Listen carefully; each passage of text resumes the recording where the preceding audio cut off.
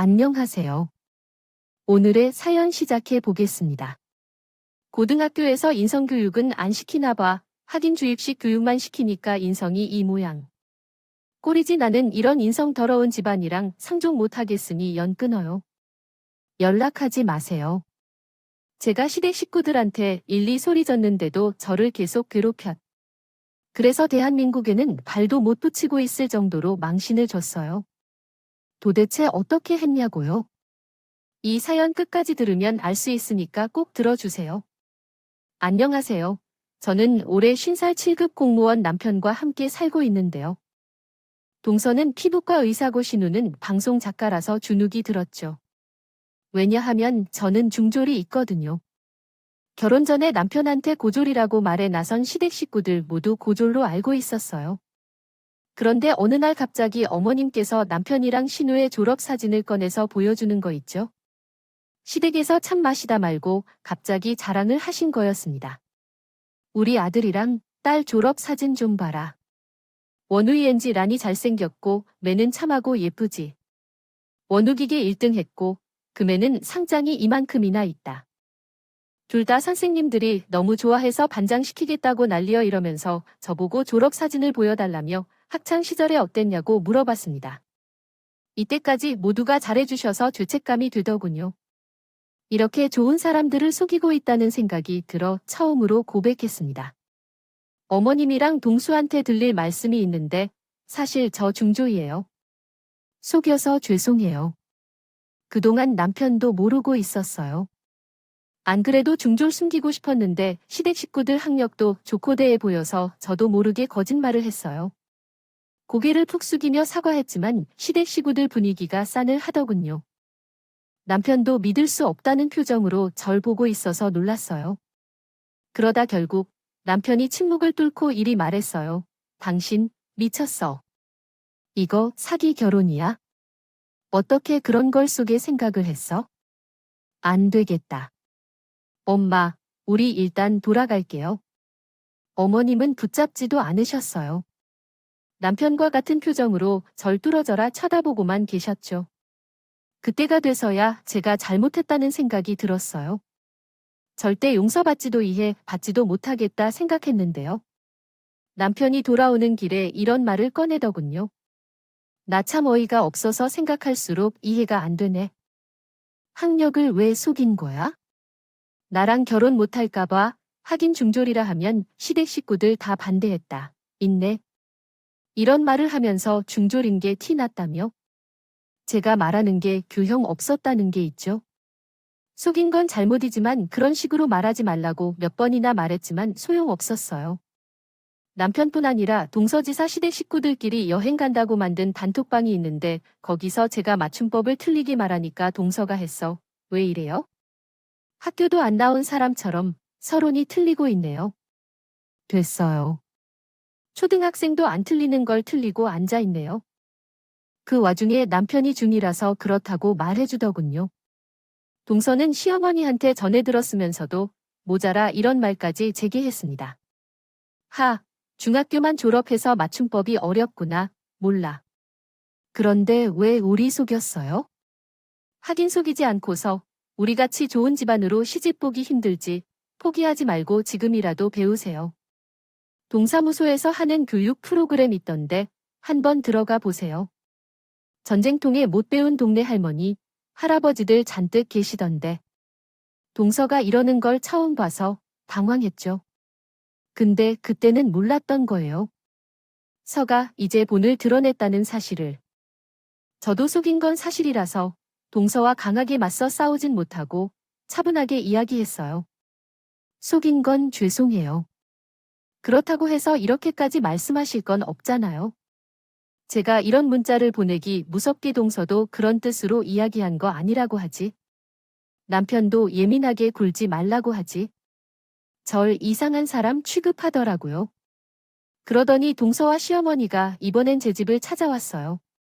퇴근하고 잠깐 들렀다면 저보고 할 얘기가 있다길래 일단 들여보냈죠. 차 한 잔을 내주면서 무슨 일이냐고 물어봤더니 대놓고 저를 무시하더라고요. 형님, 동사무소에서 하는 수업 안 들을 거면 내가 맞춤법 수업해 줄까요? 전부터 신경 쓰였는데 아예 써보세요. 설마 아해를 안 해라고 쓰지는 않죠. 이렇게 말하면서 선생처럼 가르치려고 들더군요. 그러면서 자기가 맞춤법 교정시켰다고 으스대는 거예요. 어이가 없어서 이제부터 저도 제 성질대로 해버렸어요. 그만 좀 하세요. 내가 언제 가르쳐 달라고 했어요? 무시하는 것도 정도껏 해야지. 제가 아무리 속였어도 적당히 하시라고요. 제가 윽박 지르니까 동서는 생각해줘서 한 말인데 왜 그러냐고? 오히려 저를 이상한 사람 취급했어요. 결국 저는 그동안 참아온 화를 터뜨리고 말았죠. 내가 뭐, 선생이야? 왜 자꾸 가르치려는 데 드는데 너야말로 뭐라도 되는 줄 알아. 무시해놓고 아니라고 하면 내가 내내 이럴 줄 알았냐고. 내가 빡대가리인 줄 알았나 본데? 얘 좀 지켜. 그리고 쫓아내려고 하니까 남편이 나섰어요. 갑자기 왜 그래? 당신 요즘 좀 이상해. 왜 이렇게 화가 나 있어? 동서한테 빡대가리가 뭐야? 빡대가리가 남들한테도 그렇게 말 안 하겠다이? 와중에 시어머니 아지 나서서 제게 자격지심이 있다고 따지더군요. 우리 둘째 며느리는 좋은 마음으로 말한 건데 자네 동서가 의사라서 질투하는 거야? 학력 속여서 시집 봤을 때부터 알아봤어. 아주 우리를 호구로 보는구먼. 우리 아들 만나서 추라 좋지. 시집 못 갔으면 아마 지금쯤 거지가 됐을 것이에요. 여기서 동선까지 나서서 저를 공격했어요. 저는 요즘 심리학을 배우고 있는 중이에요. 요괴는 본인의 컴플렉스가 투영된다고 하죠. 형님이 본인 학력에 불만이 있으니까 욕할 때부터 빡대가리라고 말한 거잖아요. 본인이 본인 얼굴에 침 뱉는 거지 뭐. 평소 말투를 보면 그 사람 인생을 알 수 있다고 하던데 그 말이 딱 맞네요. 그곳에선 제 편은 없었어요. 다들 절 헐뜯으려고 눈에 불을 켜고 있었죠. 학력을 속인 내 죄라고 생각하다가도 시댁 식구들이 이렇게까지 나오니까 실망스럽더군요. 그래서 저도 모르게 이런 말까지 했는데요. 그동안 저 중졸인 것도 몰랐잖아요. 이제 와서 중졸 영하면서 꾸고 난리 치시네요. 이렇게 수준 안 맞는 사람이랑 어떻게 가족이 되고 같이 있을 생각을 하셨어요? 급 안 맞는 사람이 속인 것도 모자라 여기 있어서 죄송하네요. 먼저 가볼게요. 제가 결국 제 집에서 나가는 사태까지 벌어지고 말았어요. 친정으로 가는 길에 가족 단톡방까지 나가버렸죠. 당연히 친정 엄마는 제가 올 줄 모르고 깜짝 놀라시더라고요. 그동안 있었던 일을 전부 다 털어놓은 친정 엄마도 듣고 놀라셨어요. 제가 학력을 속인 걸 모르고 계셨거든요. 뒤늦게 제 말을 듣고 한숨을 푹 쉬시면서 이리 말씀하셨어요. 내가 속인 거니 뭐 어쩌겠냐. 사기당한 기분이고 배신감 들어서 빈정대는 걸 수도 있어. 그냥 눈 딱 감고 잠시만 참고 살아. 그럼 해결될 거다. 엄마 말을 들으니 그동안에 서로이 밀려왔어요. 그래도 울음을 꾹 참고 고개를 끄덕였죠. 그때부터 시식구들이 저를 본격적으로 무시하기로 마음먹은 걸 저랑 엄마 둘 다 몰랐던 거죠. 저도 물론 당하고만 있지는 않았어요. 남편에게 시댁 식구들이 자꾸 무시하면 연을 끊겠다고 선포했는데요. 남편이 글쎄 이렇게 말하는 거 있죠. 우리 가족들이 나쁜 사람 아님? 거 알잖아. 다음에 또 그면 내가 잘 중할 것 같은데 당신이 속인 건 맞으니까 그것 좀 생각해주라. 응, 누가 보면 남편이 억만자인데 제가 등골 빼먹은 줄 알겠더라고요. 애들 키울 때 남편 월급이 200이어도 하고 편의점 알바도 해보려다 포기가 너무 어려워서 그만둔 적도 있어요. 남편은 이걸 다 알고도 속인 게 맞다는 식으로 저를 가해자로 몰고 갔죠. 결국 제가 눈을 부라리며 남편과 맞서고 말았어요. 그래, 내가 속인 게 맞아. 근데 내가 당신 만나서 더 고생한 건 잘 알고 있잖아. 식당 알바하다가 주부습진 걸리고 하지. 정맥류 생긴 거 기억 안 나. 병원 갈 듯도 아까워서 진통제 먹으면서 겨우 참았어. 내가 속인 게 그렇게 열받으면이 결혼 무르자 어부르자고 남편은 저보고 진정하라며 자기는 또 그런 의도로 말한 게 아니래요. 어쩜 피 하나 안 섞였는데 동서랑 똑같은지 울컥하더라고요. 남편이 말하는 거 보면 동서가 와이프인 줄 알겠어요. 아니, 재수 씨가 많이 기분이 나빠서 그랬나 봐. 당신이 전 그러면 내가 따로 만나서 이야기해 볼게. 나도 다 알지. 당신, 힘들게 애들 키운 거 하니까 좀만 기다려봐. 시간 지나면 가족들도 기분 풀리겠지. 그런데 나도 동수한테 돈을 빌려서 눈치가 보여? 당신이 좀 이해해 주라. 남편이 뒤통수를 극적이면서 말을 하길래 얼마 빌렸고 물었어요. 남편 입에서 500만 원이 나오더라고요. 그 돈으로 뭐 했냐고 물었더니 이렇게 대답했어요.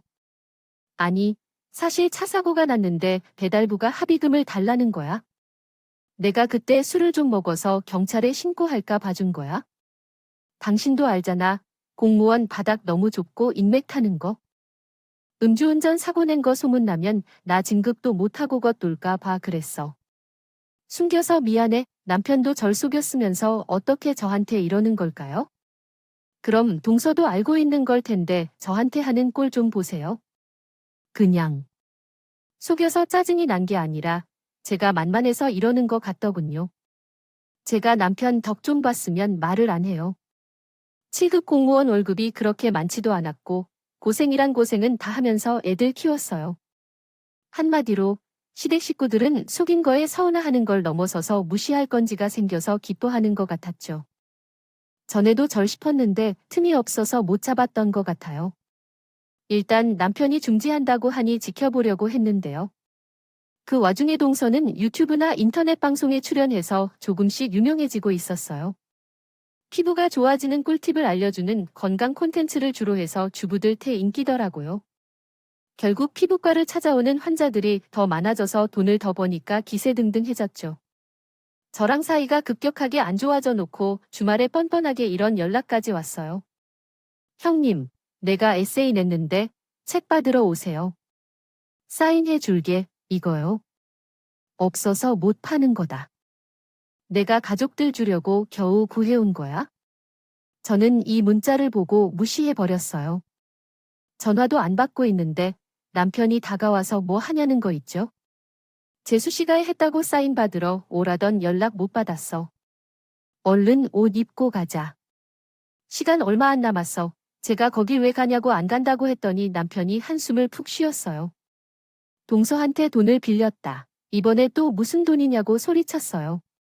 그런데 남편이 자기 월급 타령을 하면서 둘러대더라고요. 공무원이 벌면 얼마나 번다고 그러냐? 당신도 내 실수령액 얼만지 알고 있잖아. 당신이 시댁이랑 연기론하면 나가서 일해. 그럼 내가 수씨한테 사바사바 할 일은 없지. 아무튼 우리 가야 돼. 재수씨가 오면 돈 안 갚아도 된다고 했단 말이야. 아니, 나랑 상의도 없이 돈을 빌리는 게 말이 되냐?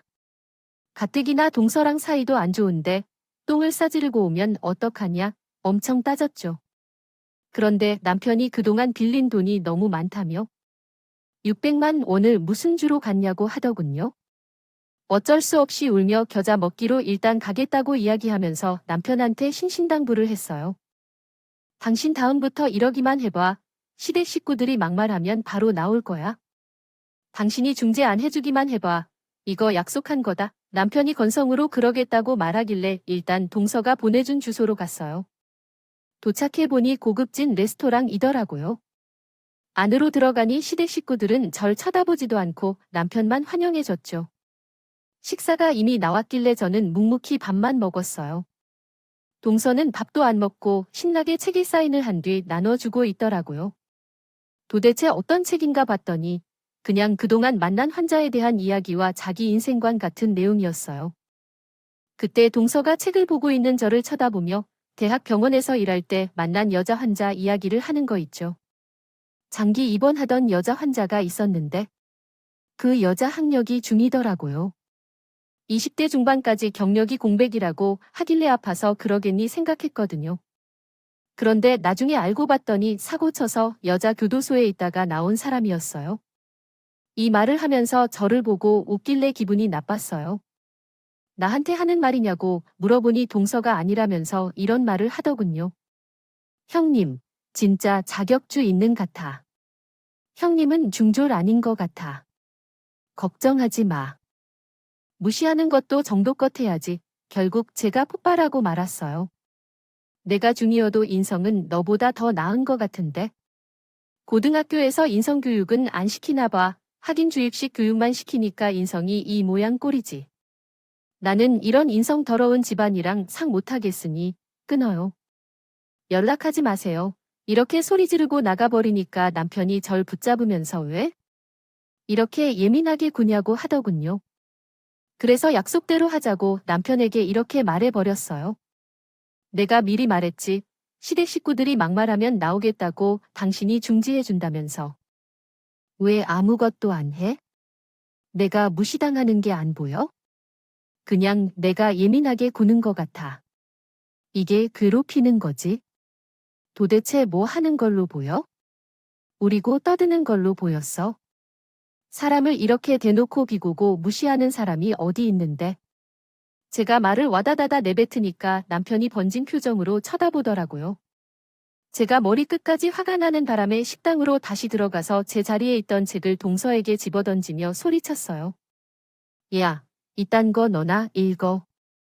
내가 중졸이라 속여서 피해준 거 있어?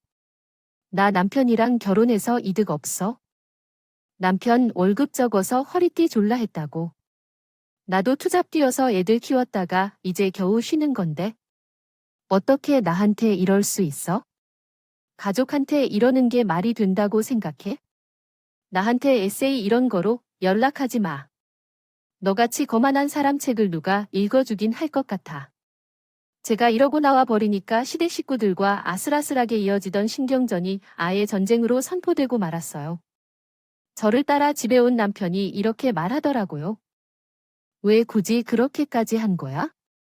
당신, 우리 가족들이랑 안 보일 거야? 세상에 이런 며느리가 어디 있어? 우리 엄마 화만이 났으니까 지금 당장 가서 사과해. 그리고 당신도 사과받으면 되는 거 아니야? 굳이 이럴 필요까지 없잖아. 남편이 이해 못하겠다는 말까지 하길래 바로 입을 열었어요. 그래, 이해하지 마. 누가 이해해 달래? 우스갯소리로 남편의 뜻이 남의 편이라는데 딱 맞네. 당신이 내 편 들어준 적 있기나 해? 몇십 년 동안 시댁 식구들한테 우리 가족, 우리 엄마, 우리 거리더니 나한테는 뭐라 했는지 기억나? 당신이 이해해, 당신이 배려해, 당신이 먼저 다가가야지 이런 소리 했어요. 나한테 우리 나는 말 쓰면서 챙겨주고 편들어준 적 있어? 내가 남 같다 이거지? 그래, 이왕 남 된 거 각방 쓰자. 당신이 나가서 소파에서 자. 제가 거실에서 먹고 자고 부하며 짐을 전부 다 꺼내서 거실에 놔뒀어요. 그렇게 제가 안방 침대를 쓰고 남편이 소파를 쓰기 시작했는데요. 예상대로 남편이 사과하며 잘하겠다고 하지도 않아서 한 집에 있어도 말 한마디 안 하고 있었죠. 동서한테 흠 잡히기 싫어. 그 600만 원을 갚아야겠더라고요. 안 그래도 꼬투리 잡아서 저 무시하고 비웃던 사람인데 빚까지 있으니 얼마나 우습게 할까 싶었거든요. 결국 저는 일을 구하려고 알아보다가 마트 캐셔 일을 하게 됐어요. 거기에 계산대가 여러 대 있었는데 제 앞에서 캐셔를 하고 있는 동료가 눈에 띄더라고요. 저랑 또래인 것처럼 보여서 먼저 말도 걸고 인사도 했어요. 그런데 도통 눈을 마주치지 못하고 말을 더듬거리더군요. 사람은 착한 것 같아서 신경 쓰지 않고 계속해서 아는 척을 했죠. 제가 일하는 타임이 오후 파트타임인데 저녁 6시부터는 안 그래도 남편이 너무 싫었던 저는 저녁을 먹지 않고 오는데 도시락을 싸올 테니 같이 먹자고 했어요. 그렇게 그 동료랑 저녁을 먹으면서 친해졌어요. 어느 날은 일 끝났는데 배고파서 야식을 먹자고 했죠. 근처 치킨집에서 먹기로 한 날 별로 친하지 않는 동창의 딸 축의금 이야기를 했거든요.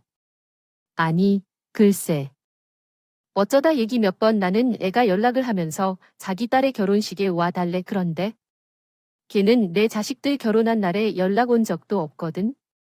나도 연락한 적 없고 뻔뻔하게 제주도에서 하는 결혼식을 와달라는데 교통비도 안 주는 거야? 내가 안 간다니까 뒷담을 한 거 있지. 세상에 이런 애가 다 있나 더라. 이런 얘기를 하면서 추격은 문제는 늘 피곤하다. 안 주고 안 받고 싶다고 말했죠. 그러다가 이 친구한테 의외의 사실을 전해 들었어요. 나 사실 중졸이라 친구가 없어. 그래서 결혼식 날에 와달라고 연락 온 사람도 없더라. 성격이 이래서 친한 동료나 동네 사람도 없어서 그런 건 잘 모르겠네. 가봤자 가족이나 친척들 결혼식이나 가봐서 친구가 뒷목을 극적이면서 말하는데 저도 중졸이라 반가웠어요. 그래서 슬쩍 나도 그렇다고 안 그래도 남편이랑 시댁 식구들이 중졸이라 무시한다는 이야기를 늘어놓았는데요. 이 친구는 제가 활발하고 자신감 넘쳐 보여서 그럴 줄 몰랐대요. 그게 그거랑 무슨 상관이라고 하니까 제 말에 맞장구이면서 처음으로 환하게 웃더라고요. 자기랑 같은 부분이 있어서 친밀감을 느낀 것 같았죠. 그동안 안 하던 질문을 먼저 하더라고요. 중인 이유를 묻길래 아버지 사업 이야기를 했어요. 우리 아버지가 홍산 공장을 운영했는데 그게 망해서 집에 압류 딱지가 붙은 거야. 그 뒤로 빚쟁이들 찾아와서 문 두드리고 그래서 도망 다니느라 학교 그만뒀지. 너는 뭐 때문에 중학교만 졸업한 거야? 제가 이리으니 친구가 물을 한 마시더라고요. 그 당시 일이 생각나 얼굴을 찡그리고 있었어요. 그러면서 꺼낸 말이 너무 충격적이었죠. 내가 긴장하면 말을 더듬고 난독증까지 있었거든. 그래서 선생님들이 뭘 읽으라고 시키면 아예 못했어. 그걸 애들이 비웃는 바람에 말을 더 더듬게 됐어. 안 그래도 성격이 소심한데 더 소심해져서 애들하고 말을 못하겠더라. 결코 적응 못해서 자퇴하고 혼자서 공부하려는데 트라우마 때문에 공부를 못했어. 글만 읽으면 그때 애들이 생각나서 속이 울렁거리는 거야. 그 뒤로 아무것도 못하고 집에만 틀어박혀 있다가 최근에 겨우 나오기 시작했어.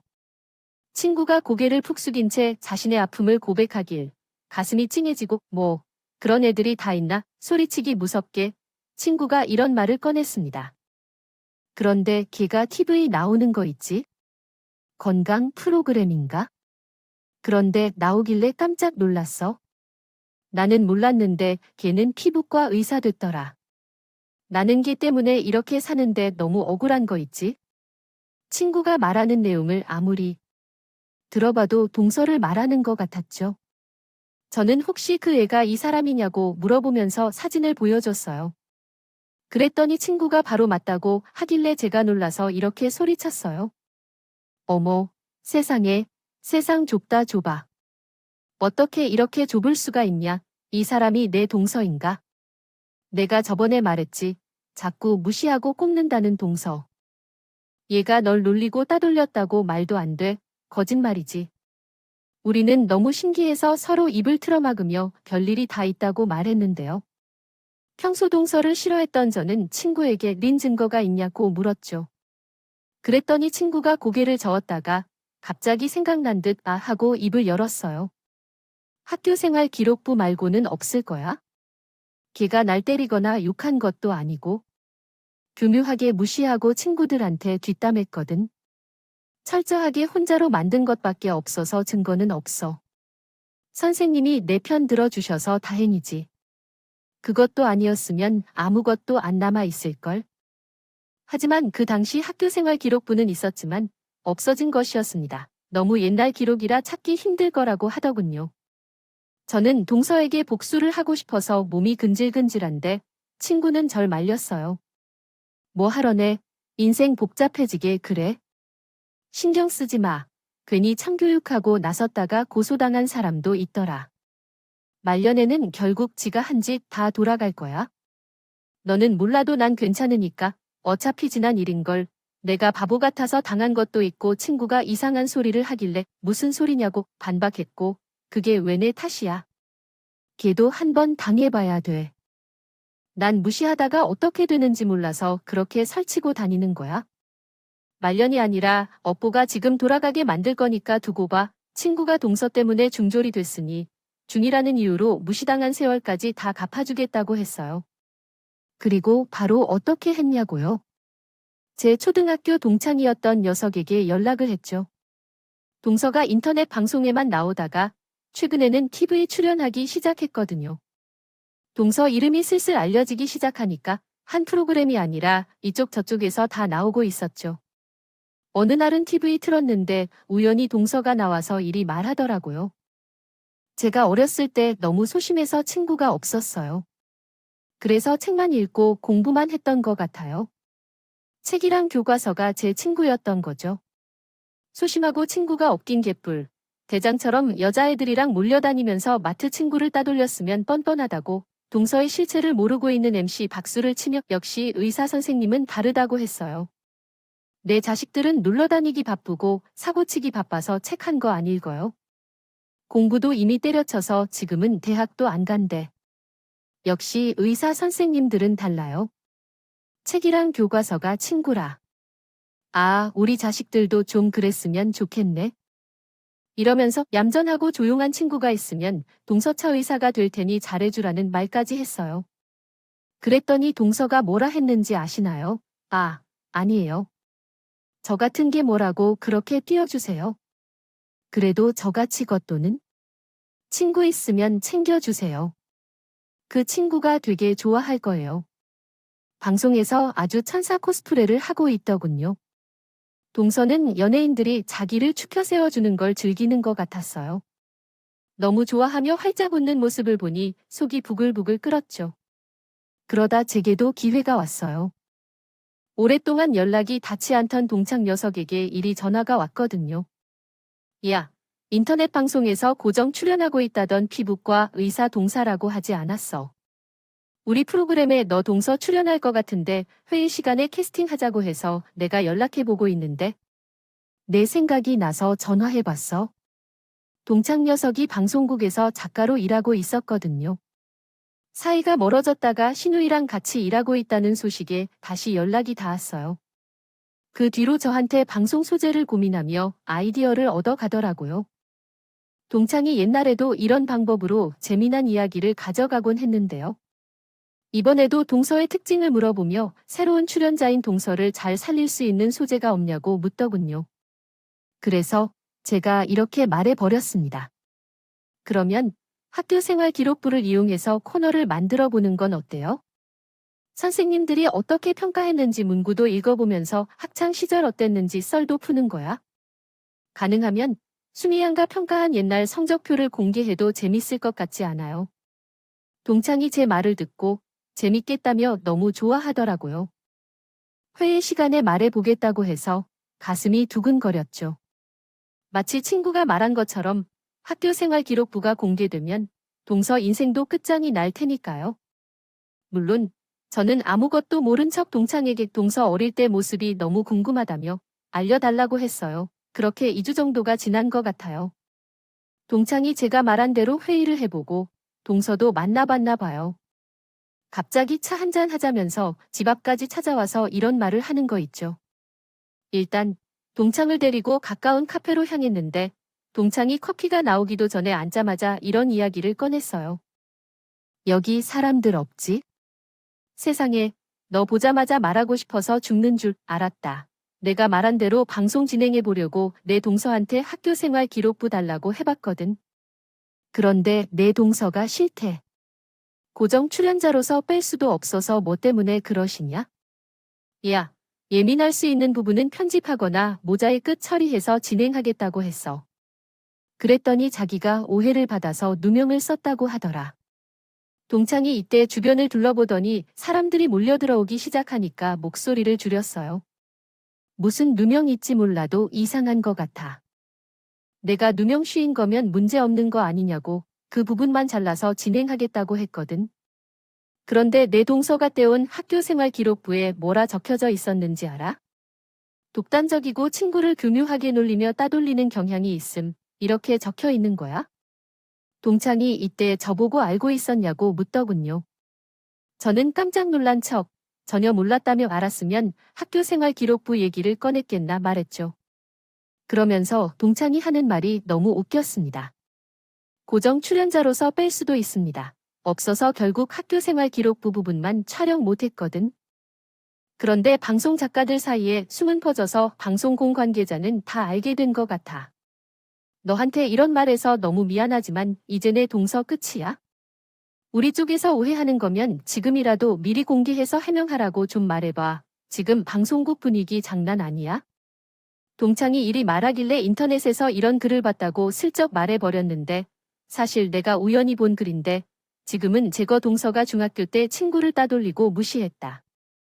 지금 그 친구가 중졸이라 충격받아서 지금까지 집에만 있다가 최근에 겨우 나왔다고 하더라. 어찌나 트라우마가 샜는지 글도 제대로 못 읽는다고 하고 지금 마트에서 캐저 알바하고 있대. 동창은 제가 하는 말을 듣고 무릎을 탁 치더라고요. 동서가 역시 거짓말한 게 맞았다면서 제게 이런 말을 했어요. 내 예상이 맞았어. 요즘 누가 그런 사람 불러주겠냐? 요즘 학창 시절 따돌림 괴롭힌. 문제가 엄청난 이슈라서 방송국에는 이를 크게 만들고 싶지 않더라도 다른 프로그램 작가도 동서 자르고 다시는 안 부를 거래라며 너무 잘됐다며 웃고 싶었지만 심각한 척 인상을 찌푸렸다. 동서 그렇게 안 봤다고 무섭다고 맞장 고쳤더니 동창이 학교생활 기록부 아지 보여줬어요. 이거 봐봐. 내가 혹시 몰라서 사진 찍어 놨거든. 너도 조심해. 겉만 멀쩡해 보이지. 인성 안 좋은 사람 같더라. 마음 같아서는 학교생활 기록부 몰래 들고 와 버리지. 왜 사진으로 찍어왔냐고 묻고 싶었죠. 저 사진이라도 가져갈까 싶었지만 가져갈 건덕지가 안 보였어요. 동창 몰래 가져간다고 해도 동창이 일자리가 잘릴지 모르니 그러면 안 됐고요. 한마디로 그림 속 떡이었다. 동창은 제 속도 모르고 앞으로 어떻게 할지 어떤 출연자가 좋을지 상담하라고. 그래서 미리 생각했던 대로 동서뿐이어서 무슨 말을 했는지 기억이 나지 않았어요. 그렇게 겨우겨우 말 많은 동창을 보내놓으니 제 평온한 일상에 동서가 끼어드는 일이 없었는데요. 사실 말이 평온하지. 호수 위를 헤엄치는 백조 같았어요. 호수 밖에서 보면 백조가 우아하게 떠다니는 것 같아 보여도 물속을 보면 엄청나게 빠른 발놀림으로 움직이고 있대요. 제가 딱 그런 상태였네요. 눈에 불을 켜고 동서를 검색해보며 동서와 관련된 뉴스를 살펴봤으니까요. 하지만 기대하던 뉴스는 뜨지 않았어요. 그렇게 어떤 소식도 없이 잠잠하던 어느 날 거실에 있던 남편이 전화 통화를 했어요. 아마 동서한테 전화가 왔나 봐요. 저는 설거지를 하다가 물을 끄고 잠자고 듣고 있었죠. 스피커폰으로 전화하는 걸 듣고 다 들렸거든요. 요즘 어떻게 지내요? 아직도 냉전 중이신가요? 어차피 이혼도 안 할 거 다시 화해하고 잘 지내봐요. 내가 자리 만들어 줄게. 아주버님 벌이 시원치 않고 형님도 일하고 있다면서요. 형님 생일이니까 선물로 생활비 줄게요. 얼른 와서 같이 밥 먹고 돈도 받아가요. 안 갚아도 돼요. 한 300, 400이면 되려나. 대신 형님 꼭 데려와야 해요. 동서가 이런 말을 하길래 울컥했죠. 남편이 뭐라 말라나 잠자고 기다리고 있는데 냉큼 그러겠다고 하더군요. 남자가 자존심도 없나 봐요. 도대체 왜 이러는 걸까요? 제가 고무장갑을 획 던지며 난 안 가겠다고 했어요. 그런데 남편이 저한테 다가와서 이를 말하는 거 있죠. 제발 가자. 재수 씨가 공짜로 준다잖아. 세상에 이런 기회가 어디 있어? 300, 400 받고 외식도 하고 당신이 사고 싶어 했던 것도 사게. 응, 당신 옛날에 건조기 갖고 싶다고 했잖아. 그거 살까? 이렇게 말하니까 무슨 건조기 고장 톡 이야기를 하고 있어. 건조기 필요 없으니까 갈 생각하지 마. 아주 동서가 돈 준다고 하면 발도 닦아주고 넙죽 엎드려서 발받침도 해주겠다. 이런 사람이 우리 집 가장이라는 게 웃기네. 당신은 자존심 없을지 몰라도 나는 있거든. 자존심 상해 1,000만 원, 2,000만 원을 준다 해도 안 갈 거니까 그렇게 알아. 돈에 눈이 먼. 남편은 제 자존심 따위는 보이지 않나 봐요. 저를 끝까지 설득시키려고 하면서 결국에는 자기 혼자 다녀오게 허락해달래요. 그렇게 싫으면 나 혼자 다녀올게. 당신 아프다고 하면 동서가 이해하고 돈 줄 거 아야? 당신 무시하고 또 나 혼자 갔다가 이혼하니 뭐니 난리치면서 동수한테 전화할 거 다 아니까 허락해주라. 내가 건조기 사준다니까 남들은 다 있다며 5년 전에 말한 그놈의 건조기에 왜 꽂혔는지 남편 주둥이를 확 잡아버리고 싶더군요. 그런데 뭐 하러 가냐네 신수. 내가 망친다 이런 말을 하며 가지 말라고 남편을 버텼습니다. 남편이 나중에는 너무 아깝다며 꽁돈이 날아간다는 헛소리를 짓거리 아무데도 못 가기 지켜보고 있었는데요. 그렇게 몇 시간이 지났을까요? 마트 출근 안 하는 날이라 저도 이제 슬슬 저녁을 준비하려고 했습니다. 그런데 별표 띵동 별표하고 초인종 소리가 들리는 거 있죠? 인터폰을 확인해 보니 시어머니 동서 신우의 얼굴이 떡이 보이더군요. 너무 짜증나고 화가 나서 머릿속이 해졌습니다. 저것들을 어떻게 해야 할지 고민하고 있는데 시댁 식구들이 우리 집 비밀번호를 입력하여 들어왔어요. 남편이 알려준 모양더군요. 문을 열고 들어온 시댁 식구들을 아주 태연하게 맞이하더군요. 시댁 식구들은 저한테도 인사를 안 하고 부엌 식탁을 점령했어요. 제가 그때 동서를 잡아당기며 말했는데 지금 뭐 하는 거예요? 갑자기 이렇게 와서 이러는 건 좀 아니죠? 남의 집 비밀번호는 어떻게 알았어요? 남편이 알려줬다고 해도 누르고 들어오는 건 아니잖아요. 차분하게 따지니까 역시나 듣지 않았어요. 제 팔을 휙 놓더니 저를 위아래로 훑어보더라고요. 온다고 해놓고 안 오니까 제가 직접 온 거 아니에요. 사람이 약속을 했으면 바로 와야 될 거 아니야? 내가 괜히 오라고 한 거 아니잖아요. 돈 준다면 좋다고 달려올 것이지. 어디서 잠수를 타 동서야 본성이 점점 드러나는 시점이었죠. 천사의 가면이 벗겨지고 중학생 때 인성이 스물스물 보이는데도 시댁 식구들은 놀라지도 않더군요. 저만 모르고 있었나 봐요. 그 와중에 초인종까지 시끄럽게 울려서 동서에게 으르렁대다고 인터폰을 다시 확인했어요. 남편은 누구냐고 묻지도 않고 문을 벌컥 열어주고 있었고요. 그때부터 우리 집으로 어마어마한 양의 배달 음식이 밀려 들어왔어요. 그 와중에 동서는 놀란 저를 보고 비웃으면서 말하더군요. 평소엔 비싸서 엄두도 못 내던 것들이죠. 너무 놀라지 말고 얼른 드세요. 매일 맛없는 집밥만 먹었을 거 아니야? 아주버님이 그러는데 형님 음식 너무 별로래 그죠? 거기서 남편은 고개를 끄덕이고 있었죠. 제가 당장 나가라고 소리치는데도 동서는 짜장면을 뜯어 제게 건네고 있었어요. 형님, 내가 근사하게 형님 생일상 차려주는 거니까 받으세요. 그리고 약속대로 선물 겸 생활비도 드릴게요. 남편은 앉아서 동서에게 주려고 짜장면을 뜯고 있지. 시모는 제 냉장고를 뒤집으며 제가 담근 김치 없냐고 하더군요. 동서가 좋아한다면서 아무도 제 편은 이 집에서 나가는 방법과 동서가 주는 음식을 먹는 방법밖에 없었어요. 제가 나가려고 하니까 동서가 갑자기 이러는 거 있죠. 또 욕하면서 나가게 뻔하다. 뻔해. 나 같으면 대충 비위 맞춰주고 400만 원 가져가겠다. 남편은 저 말고 자기한테 달라며 짜장면 뜯다 말고 손을 내미. 손에는 짜장면 소스가 덕지덕지 묻어 있었는데 그 꼴을 보자말자 절로의 말이 나왔어요. 제가 언제 욕을 했다고 그래요? 동서가 돈 준다는데 바로 앉아야지.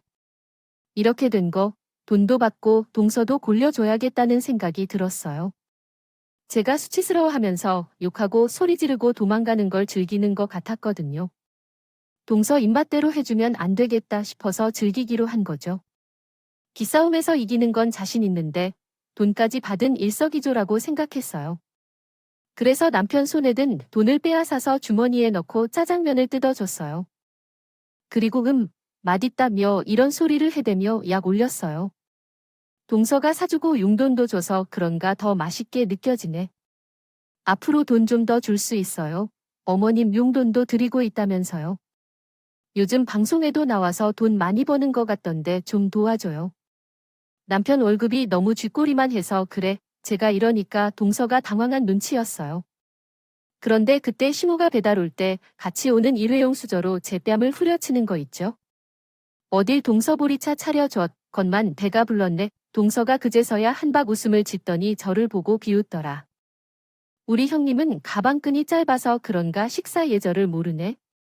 당연히 내가 밥 사주고 돈 주는데 나를 어른 대접해야죠. 집안 어르신이 밥 숟가락 먼저 드는 거 몰라요. 그런데 그때 신우이가 벌벌 떨면서 동서를 말리기 시작했어요. 언니, 메인 작가님이 그러는데 생활기록부는 자기만 알고 있는 거 아니래. 자기 친구가 생활기록부 해보라고 은근슬쩍 하더니 언니 실제 알아간 거 같대. 언니도 적당히 해. 그러다가 옛날 일 다 밝혀져서 언니 방송 일도 못하고 피부과도 망해. 동서가 이 말을 듣고 제가 무슨 수로 폭로하겠다고 소리를 지르더라. 하지만 신우가 가방에서 동서의 학교생활 기록부를 꺼내서 보여주었죠. 우리 방송국에 소문 다 퍼졌어.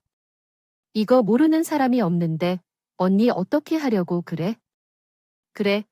내가 언니를 위해 학교생활 기록부 몰래 빼앗거나 학교생활 기록부를 가져가려고 하는 순간 신우가 획 피해버렸어요. 그러면서 이런 말을 하더군요. 이걸 언니가 왜 가져가려고 하는데? 나 지방대 나오고 돈 못 버는 방송 작가라고 무시하던 거 있었어.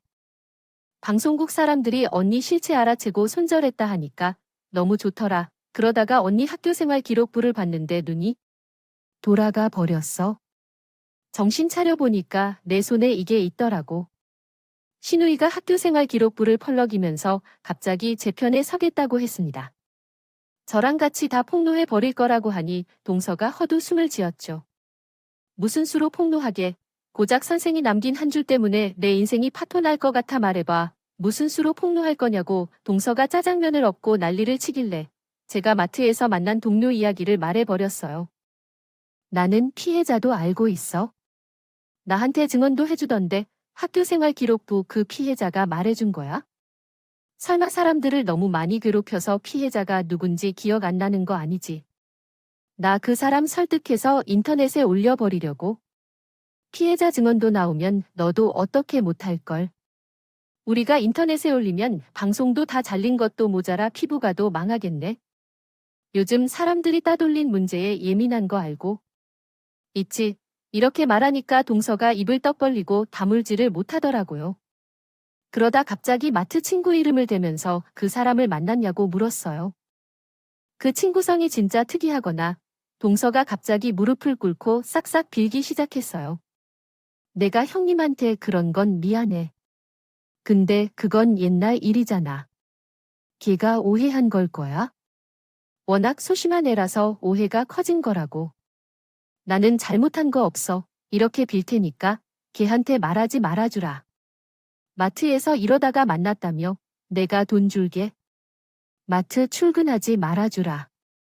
계란 연 끊어줘. 얼마나 심하게 괴롭혔는지 아주 가만히 있지를 못하더군요. 안절부절 못하다 못해 제발 살려달라고 하길래 무시해버렸어요. 그리고 저는 마트 친구를 설득해 학교생활 기록부를 인터넷에 공개해버렸죠. 그 이후로 일어난 일들을 보니 그야말로 생나리가 따로 없더군요. 동서가 나왔었던 프로그램 시청자 게시판에 나가라는 말이 도배되고 피부과는 망하고 멈춰요. 피부가 문짝에 스프레이로 욕을 써놓거나 피부가 앞에 현수막이 걸리더라고요. 그동안 동서가 무시했던 사람들이 한두 명이 아니었던 거죠. 전 그런 와중에 인터넷에 이런 글을 올렸어요. 피해자가 있으니 직접 만나서 사과하지 않으면 당했던 따돌림을 전부 다 발표하겠다.